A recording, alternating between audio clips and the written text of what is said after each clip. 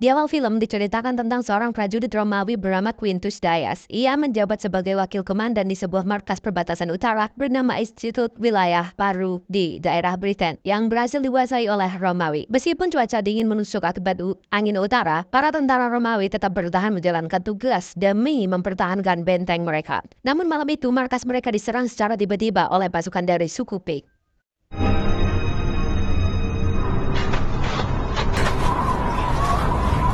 My name is Quintus Dias. I am a soldier of Rome, and this is neither the beginning nor the end of my story.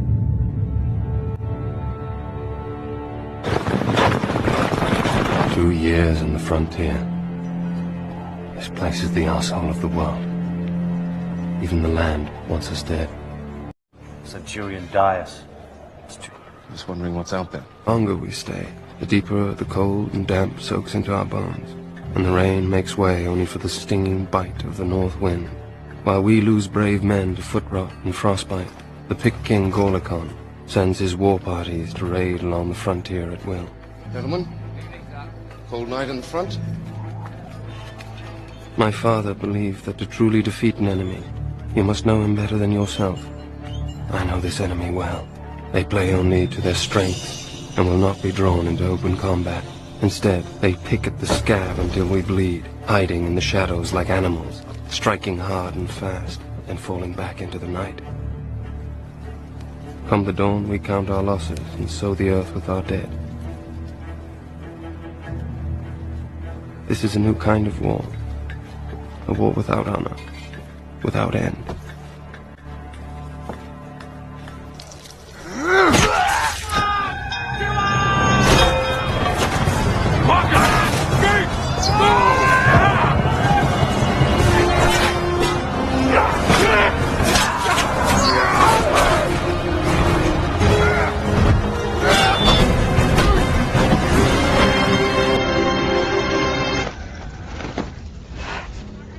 Together filmmaking yes. Musuh bebuyutan yang marah karena ekspansi Romawi yang semakin luas ke wilayah mereka. Penyerbuan ini menjadi aksi balasan yang brutal, menewaskan hampir seluruh tentara Romawi. Hanya satu orang yang selamat, yaitu Quintus Dias. Ia tidak dibunuh tapi ditangkap dan dijadikan tawanan sebagai simbol perlawanan suku Pik terhadap penjajah Romawi.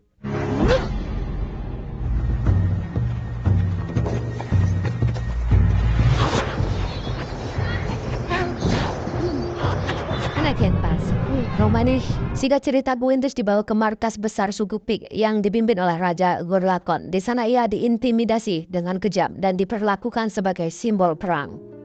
Gorlakon. He was a farmer until his wife was killed.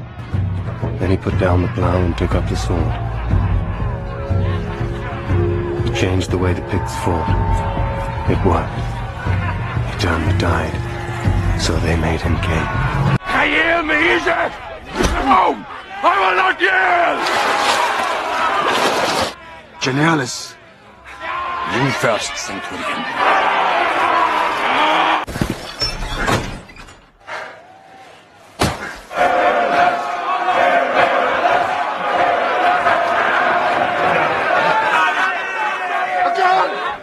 You put up a good fight! You're a drunk. And ugly. And not 10 times enough to know when you're beaten. And watch my flank.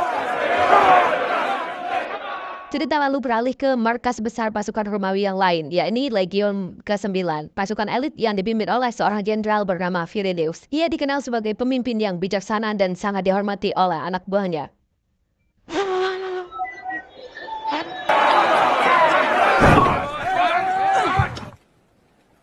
Septus?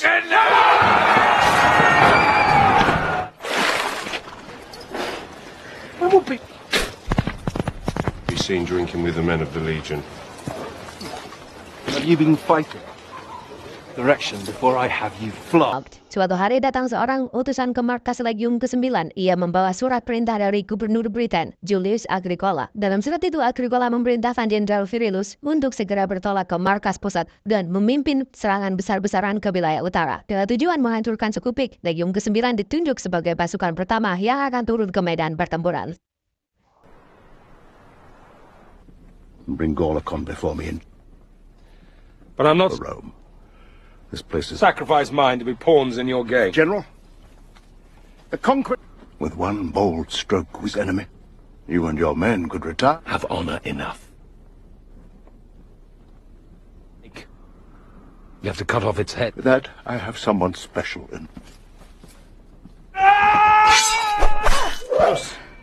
Meet Etain. Hunt anything, over any terrain. For the theatrics, but I wanted to prove a... I don't know whether to fight. I have my own scouts. Not like... She will guide you into the mountains. Agricola juga menyuruh Jenderal Virulus membawa seorang wanita lokal bernama Etain yang dikenal sebagai pelacak handal. Etain tidak bisa berbicara, namun ia memiliki insting pelacak yang sangat tajam dan dipercaya bisa membawa rombongan menemukan keberadaan suku Pik.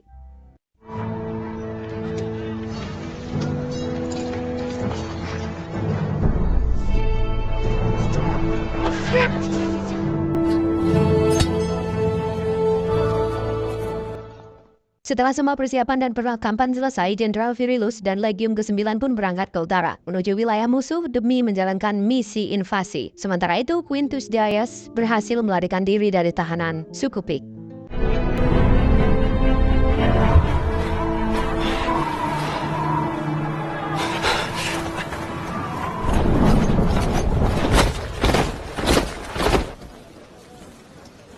Don't take her eyes off. Speechless, you daft bastard. She's got like... Don't tell this! Come on. Oh! Fuck off. She must be... I'll have a go with the mutt this time.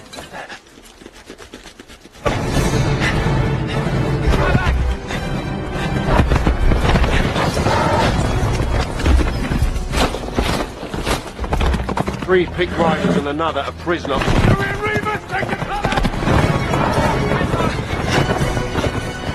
Meski dalam perlarian, ia terus diburu oleh 3 pasukan berkuda. Nasib membawanya bertemu dengan pasukan Romawi yang sedang berpatroli di wilayah tersebut. Nation and more.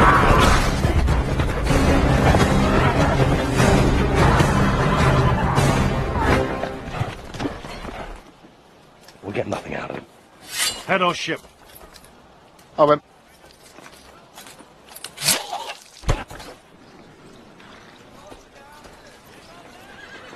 It's her. Etain. What's your name, soldier? Prince Toothhill Frontier Garrison. Yes, sooner. Commander of the 9th Legion. Come here looking for a fight. Setelah menyampaikan bahwa ia adalah wakil komandan dari markas Institut Al dan satu-satunya yang selamat dari serangan, Quintus kemudian diminta untuk bergabung dalam misi Legium ke-9 sebagai salah satu anggota tim S. I think that won't heal in time. You escaped the club. Into the lion's den.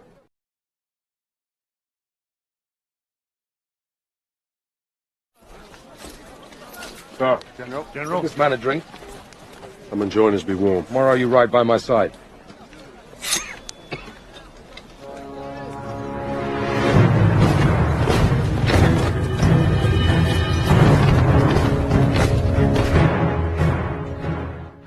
Perjalanan menuju wilayah utara pun dimulai. Mereka menempuh jarak ratusan kilometer melewati hutan dan pegunungan yang liar dan memerlukan beberapa hari itu sampai ke titik tujuan. Di tengah perjalanan, Etain mulai menunjukkan kemampuannya, namun sayangnya kehadirannya tidak langsung diterima oleh para tentara Romawi. Ia dianggap remeh dan disepelekan karena dianggap tidak mungkin lebih hebat daripada pasukan pelacak mereka sendiri.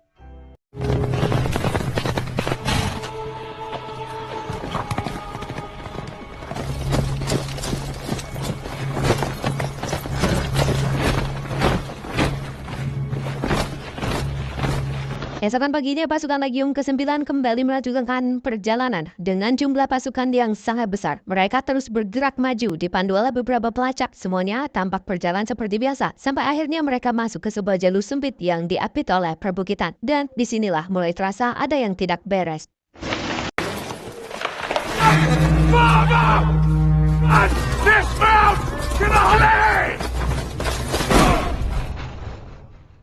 Saat itu mereka sudah tertinggal cukup jauh dari para pelacak yang berada di barisan depan. Kekhawatiran mulai muncul, dan benar saja, itu ternyata adalah sebuah jebakan.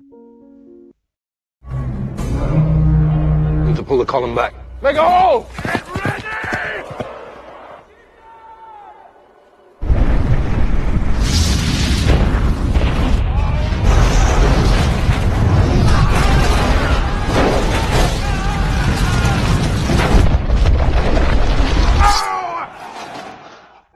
Pertempuran pun pecah secara tiba-tiba tanpa bisa dihindari.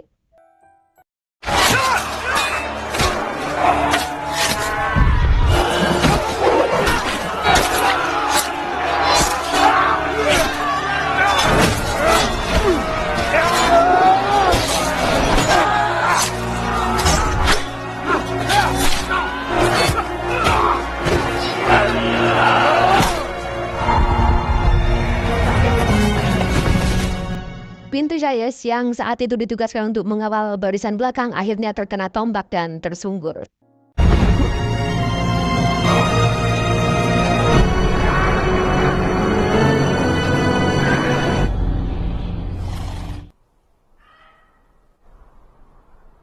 Justru karena hal itu ia beruntung tubuhnya tertutup oleh tumpukan mayat dan rekan-rekannya, membuatnya luput dari kematian dan tidak disadari oleh musuh.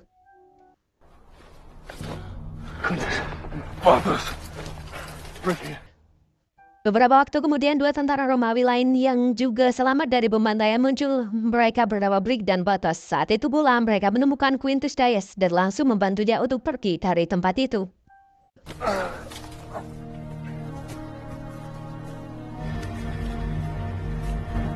In the chaos of battle, when the ground beneath your feet is a slurry of blood, puke, piss, and the entrails of friends and enemies alike, it's easy to turn to the gods for salvation. But it's soldiers who do the fighting, and soldiers who do the dying, and the gods never get their feet wet. Di sepanjang jalan mereka baru menyadari betapa besar kerugian yang diderita pihak Romawi. Sejauh mata memandang hanya ada mayat-mayat bergelimpangan, bekas dari kekalahan besar yang baru saja terjadi. Tak lama kemudian seorang tentara bernama Tex datang menghampiri mereka, disusul oleh Marpo dan Leonidas, anggota pasukan kedua dari Legium ke-9 yang juga berhasil selamat dari serangan. Deserves a nobler tomb than this. Which way? North. It's forest for survivors. Sebagai pelacak junior, Leonidas menyampaikan bahwa dia sempat melihat Jenderal Virilius dibawa oleh pasukan suku Pik. Mendengar hal itu, Quintus Dayas langsung memutuskan bahwa mereka harus menyelamatkan sang jenderal. Ia percaya, sekalipun mereka bisa kembali pulang, pasukan suku Pik yang terus berpatroli pasti akan menemukan mereka dan membunuh mereka satu persatu. You regard for the pig? Good work, sir. My name's Tarak. Gather what you can. Food supply. Light weapons. Secara tak terduga, seorang koki bernama Tarak juga muncul dan memutuskan untuk bergabung bersama-sama. Mereka mulai bergerak menyusuri hutan dengan berjalan kaki. Get your armor. We'll travel. Run up before you joined up. How do you know that?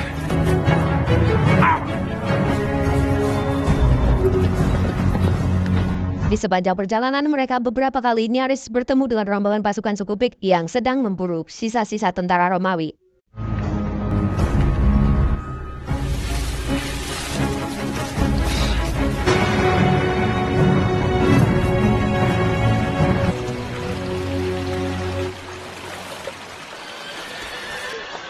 Ketika menemukan aliran sungai, mereka turun untuk minum. Namun saat itu pula terdengar suara gaduh yang ternyata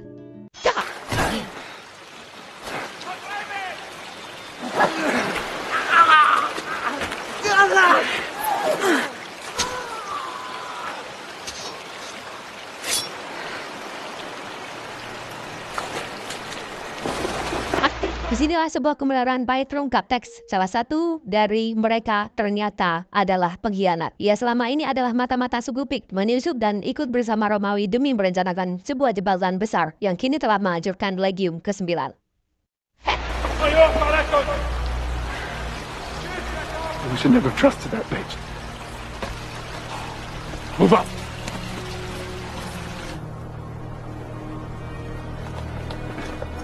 Okay.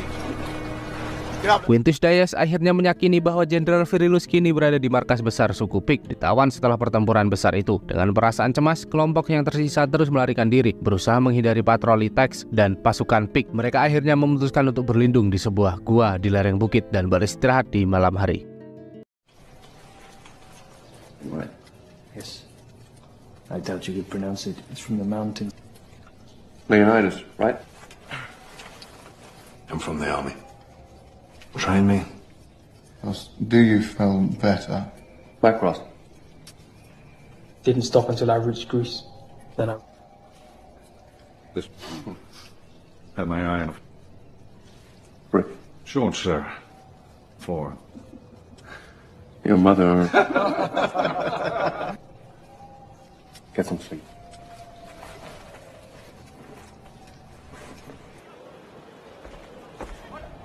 Wah, where am I? Keesokan harinya, Jenderal Virilius terlihat dikurung dalam rantai besi, dijadikan simbol kemarahan dan penghinaan oleh suku Pik. Ia terus diintimidasi sebagai bagian dari rencana mereka untuk menunjukkan perlawanan kepada bangsa Romawi.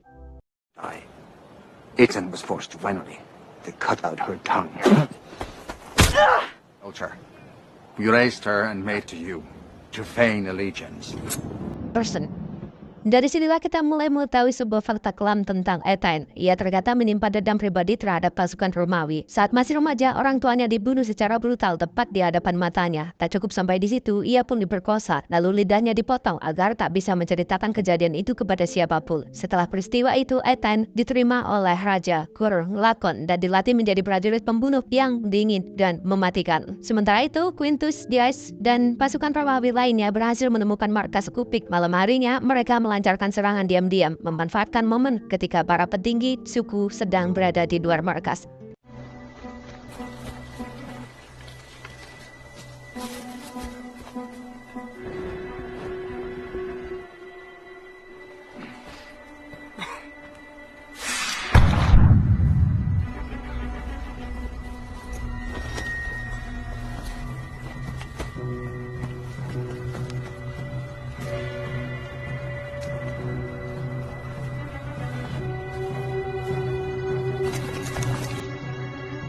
Satu persatu musuh berhasil dilumpuhkan secara senyap.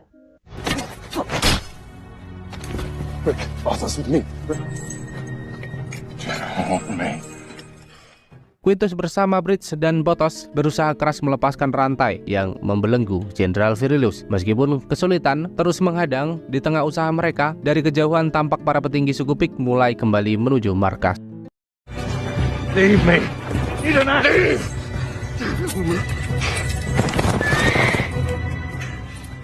Menyadari situasi tak lagi menguntungkan, Jenderal Virilius dengan tenang memerintahkan Quintus untuk meninggalkannya. Ia menyerahkan tanggung jawabnya untuk menyelamatkan pasukan Legium ke-9 yang masih tersisa. Dengan berat hati, mereka pun mundur.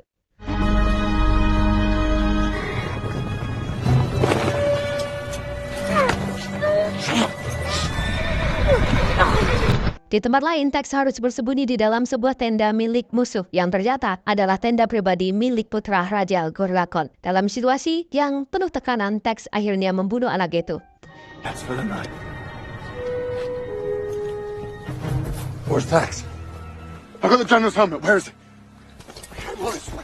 Nothing.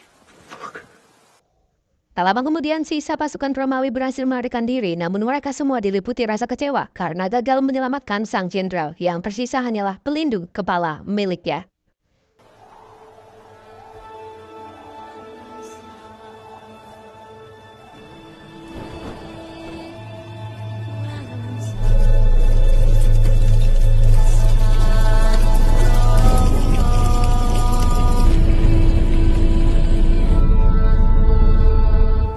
Before you die. Kematian sang putra membuat Raja Gorlakon murka luar biasa. Amarahnya ia lampiaskan kepada Jenderal Virilius yang akhirnya dihukum mati secara brutal di hadapan rakyatnya.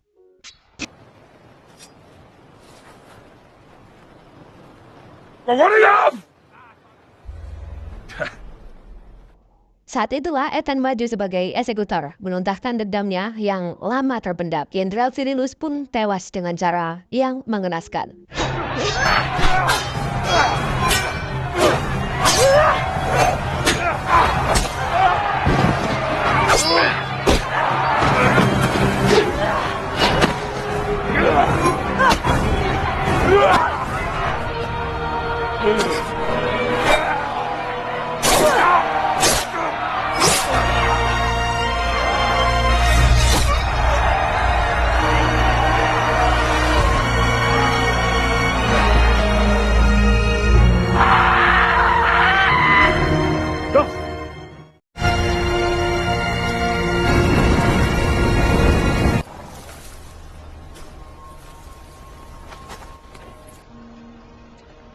Peristiwa itu membuat Raja Ghorlakon mengeluarkan perintah langsung kirim prajurit terbaik untuk membunuh para serdadu Romawi yang telah menyerang dan membunuh putranya. Sementara itu, ketujuh pasukan Romawi terus berlari tanpa henti. Menyadari mereka kini menjadi target utama pelacakan. Terlebih lagi Ethan bersama pasukan Pik lainnya telah bersumpah untuk membunuh mereka satu persatu. Well, we have to leave. On foot over this. We keep moving. No. Dalam pelarian yang penuh tekanan itu, pagi harinya mereka sempat ragu. Mereka tak tahu jalur mana yang sebaiknya mereka ambil. Namun Quintus Dias memutuskan untuk membawa pasukan menuju utara, berharap mereka mengecoh musuh yang mungkin memperkirakan mereka akan kembali ke arah selatan. But we're so far behind enemy lines.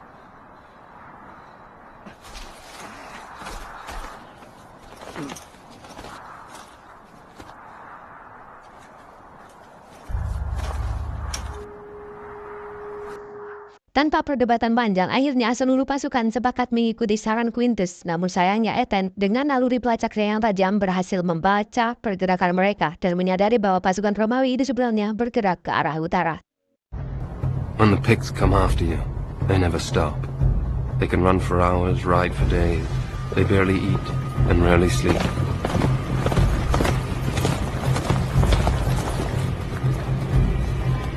Etain, like the wolf, has learned to hunt from birth. It is part sense, part instinct. She can read the terrain, search for signs of passing, run her quarry to ground, and close in for the kill. Now she hunts Romans. Now we are the prey.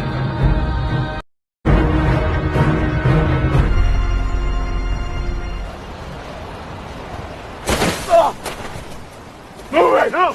We need to rest! Like find shelter anywhere out of this wind! We live united. I'm taking care of myself.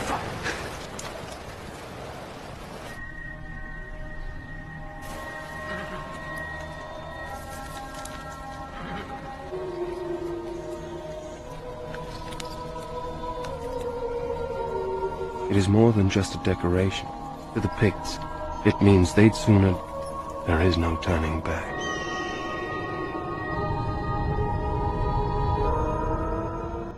Mereka terpaksa harus bermalam di atas pegunungan bersalju. Saat itulah Leonidas mengalami kelelahan hebat hingga sempat menyerah. Meski begitu, keesokan paginya, tanpa mereka sadari, jarak mereka dengan pasukan musuh ternyata sudah amat sangat dekat.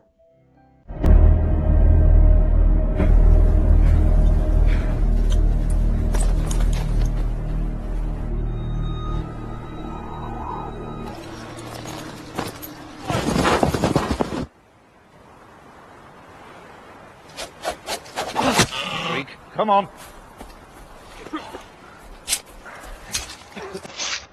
Dalam pelarian yang amat melelahkan itu, mereka bertahan hidup dengan apapun yang bisa ditemukan, termasuk meminum darah rusa yang masih hangat dan memakan lumut dari dalam perut hewan tersebut.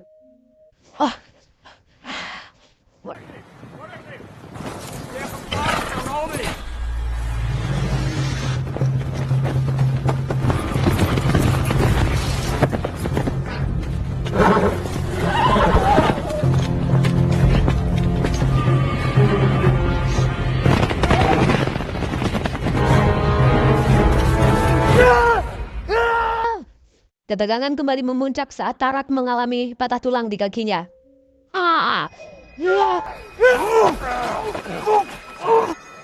What's wrong? Ia berteriak keras menahan rasa sakit yang luar biasa. Pada saat yang sama, keberadaan mereka diketahui oleh pasukan suku Pik. Kejar-kejaran pun tak dapat terasa lagi.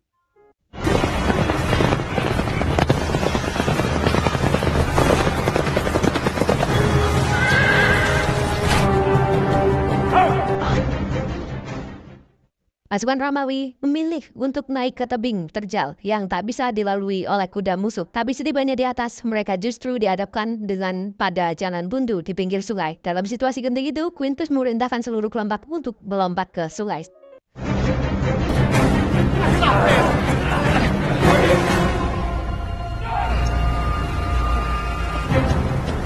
Grab your mind! You can do it!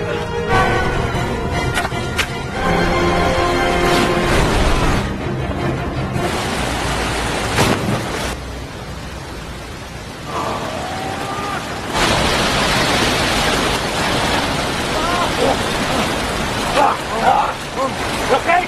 Come on, Hassan!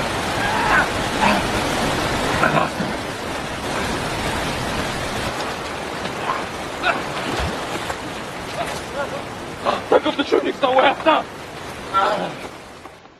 Mereka berhasil lolos meski harus kehilangan Tarak yang terkena panah dan tewas dalam perjalanan. Mereka akhirnya berhasil mencapai sebuah hutan di tepi sungai dan memutuskan untuk beristirahat di sana.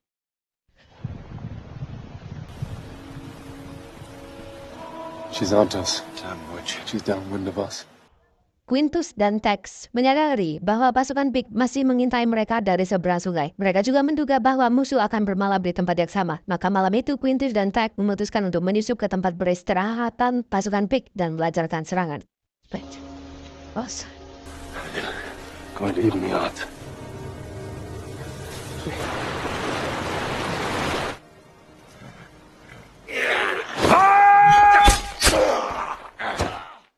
Namun setibanya di sana, mereka hanya menemukan beberapa prajurit yang berjaga di tenda. Saat itu pula, mereka sadar bahwa Ethan dan sisa pasukan Pik ternyata telah mengambil langkah yang sama, menyerang tempat beristirahatan mereka di sungai yang lain.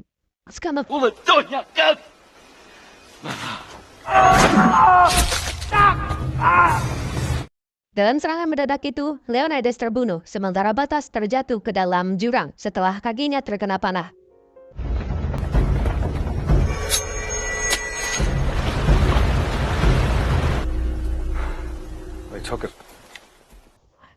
Tex dan Marco berhasil melarikan diri, namun keberadaan mereka setelah itu tidak diketahui. Took his fucking head. They're not defending their lives, other country. Beberapa saat kemudian, Quintus dan Tex berhasil menemukan Batas yang masih hidup dan menyelamatkannya. Kini mereka bertiga menjadi satu-satunya yang terhisah dari kelompok itu.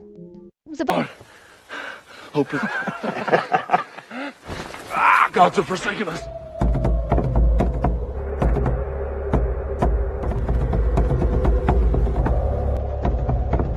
Sementara itu, di tempat lain, Macro dan Tex masih terus berlari ke arah utara lewat jalur yang berbeda. Tapi justru di tengah perjalanan itu mimpi buruk terjadi. Kali ini mereka jadi target kawanan serigala lapar. Yang bikin ngeri, Tex tiba-tiba melakukan tindakan keji. Ia melukai kaki Marco dan menjadikan tumbal agar bisa selamat dari serangan serigala. At least this way. One of them. And end it quicker. If you don't cry out. Macro tewas mengenaskan dan Tex melanjutkan perjalanan seolah tak terjadi apa-apa. We need food.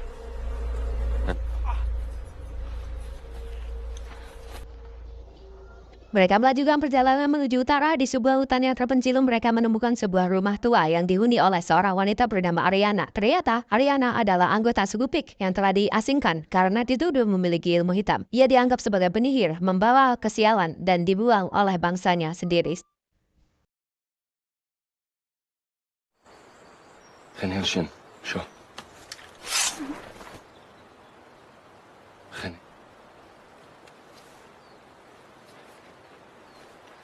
Ariana. Are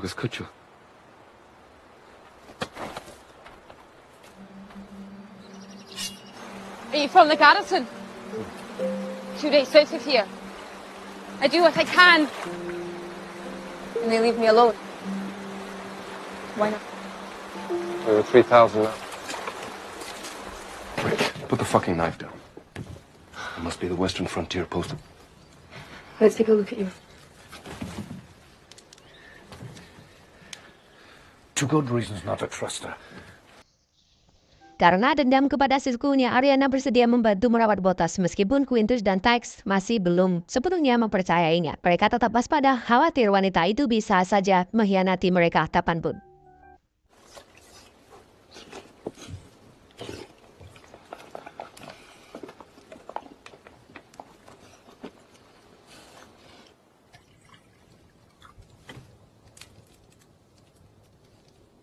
They ought to be. Demon. What? If Etienne is hunting you, Comforting. their blood can fill it. Breakfast.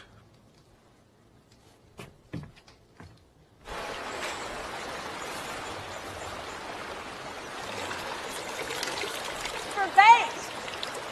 It's rude! It's only fair to warn a man when he's... Keesokan harinya, saat Ariana pergi untuk mencari ikan di sungai, Quintus tiba-tiba melihat airnya yang sebelumnya jernih berubah menjadi keruh. Ia langsung menyadari bahwa Ethan dan pasukan Pik lainnya kemungkinan besar sedang mendekat ke arah mereka. Too late for that. Ariana segera menyuruh semua orang bersembunyi di ruangan bawah tanah, sementara dia sendiri berusaha menenangkan Ethan yang masih ngotot mencari pasukan Romawi yang katanya bersembunyi di dalam purba. Ethan makin curiga, seolah rumah Ariana mendadak berubah jadi markas musuh.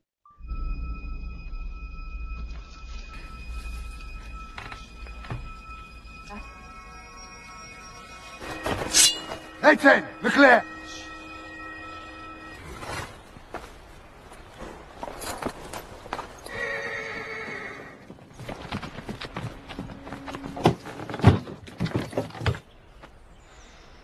Leave now and she'll have you gutted and skinned before you're to travel. They are not accused me of witchery and gave me this and banished me to live out my days here.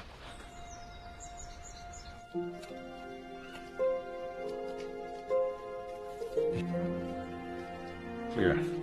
All right. Setelah Ethan dan pasukannya pergi, semua sepakat untuk tetap bermalam di sana demi menjaga jarak dari Ethan yang ternyata belum menyerah memburu mereka. Malam itu penuh ketegangan, tapi juga jadi malam terakhir mereka bersama. It's getting cold. Risked your life for us. I owe allegiance to no man, but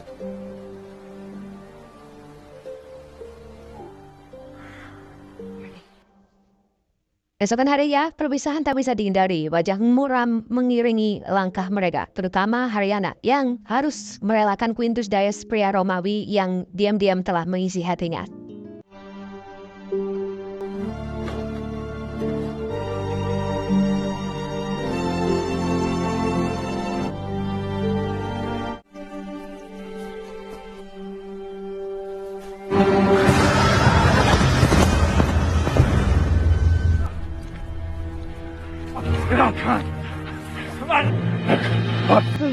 Singkat cerita, Quintus dan Bottas akhirnya berhasil mencapai markas perbatasan utara, tempat yang seharusnya jadi titik aman. Tapi harapan langsung runtuh saat mereka melihat markas itu kosong. Julius Agricola telah menarik semua pasukannya tanpa pemberitahuan, tanpa cicak.